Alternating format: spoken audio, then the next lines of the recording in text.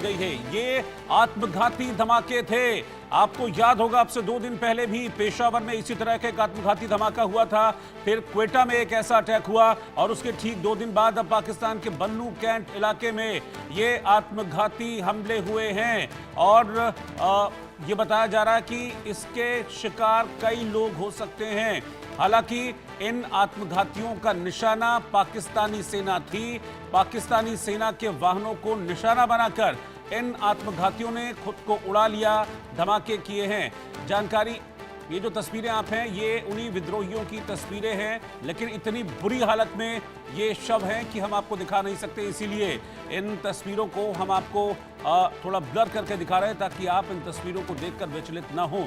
जो जानकारी मिल रही है वो ये है कि करीब 30 के आसपास विद्रोही थे जिन्होंने बन्नू कैंट इलाका, आपका कैंट नाम से ही आप समझ रहे होंगे, कैंट मतलब कैंटोनमेंट होता है, यानी कि छावनी, जहां पर सेना का पूरा सेटअप होता है। तो बन्नू कैंट इलाके में करीब 30 विद्रोही थे जिन्होंने अटैक किया। और जो जानकारी अभी तक मिल रही है उसके मुताबिक इसमें आत्मघाती थे, बॉम्बर थे, यानी कि अपने शरीर पर ये लोग बॉम्ब बांधकर सेना के वाहन से ये लोग सेना के वाहन के पास गए, फिर धमाका कर लिया।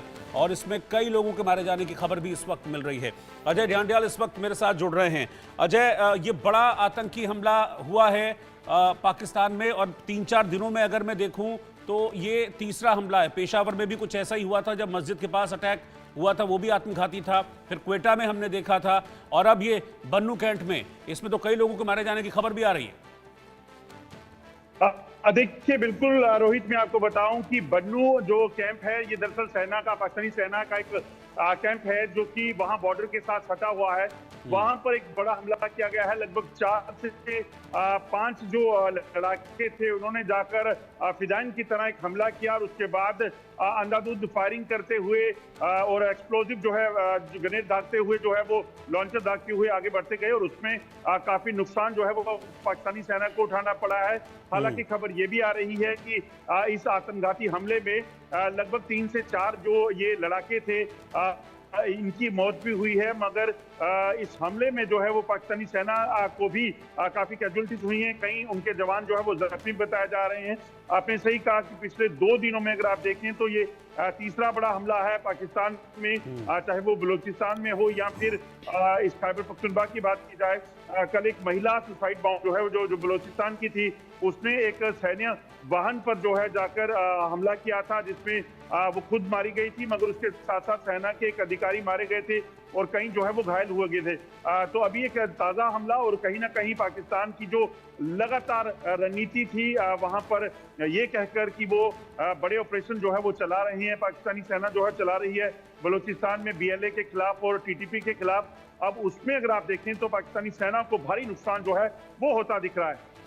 ये भी जानकारी अजय मिल रही है कि जो एक्सचेंज ऑफ फायर है, यानी कि गोलीबारी अभी भी चल रही है, इस तरह की भी कुछ जानकारी मिल रही है। और जिस तरीके से इनकी संख्या बताई जा रही है, इनके पास एम्यूनिशन था, इनके पास बॉम्ब्स थे, यानी कि पूरी तैयारी, पूरी प्लानिंग के साथ ही अटैक हुआ है।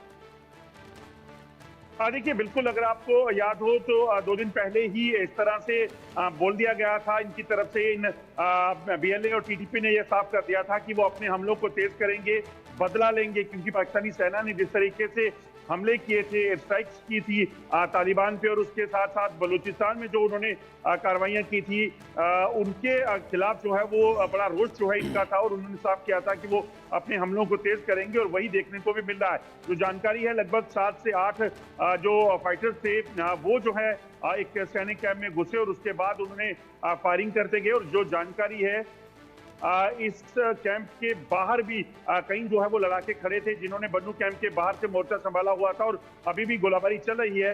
हालांकि पाकिस्तानी सेना ने